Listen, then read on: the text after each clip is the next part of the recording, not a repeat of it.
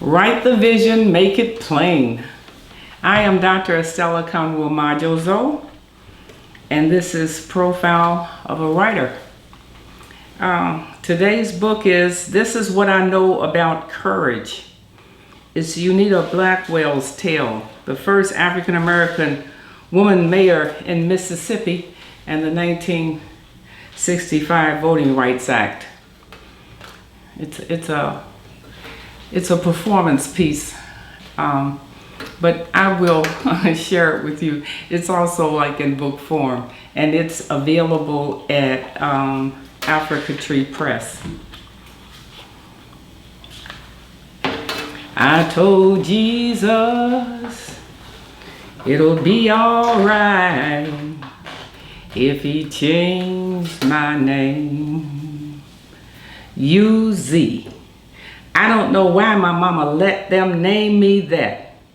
They promised Uncle Baby Boy he could do it, and that's what he came up with, the initials, UZ. I teased her that the birth was so hard that she looked down at me and said, UZ the last. I ain't never having no more babies. She told me later what the initials really meant. It puts a little distance between you and the white man. Keep overseers from getting too familiar. My daddy had to move on account of speaking up to the overseer about getting too familiar with mama.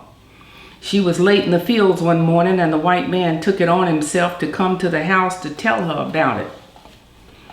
Now, in the Delta, the order of things were that the overseer carried on business with the man of the family. The only authority a colored man had was over his family. That meant talking to my daddy, who would then take the matter up with mama. That overseer was way out of line, and daddy wasn't having it. He ain't got no business sniffing around my door. You my wife, that's my baby. He gonna learn today. Daddy got him straight, but he had to pay a high price for doing it. When the white man left, Daddy knew what was coming. Mama broke down crying. Willie Brown, what you doing? Go and say all that sass to that white man. You know how he is. They coming back for you. You sure? We gonna have, what you gonna do? We ain't gonna do nothing, girl, but I got to go.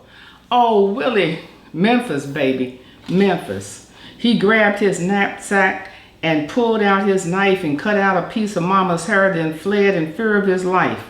We would join him later. His own daddy had been accused of something which he didn't do, and the overseer simply lifted his rifle and shot him dead.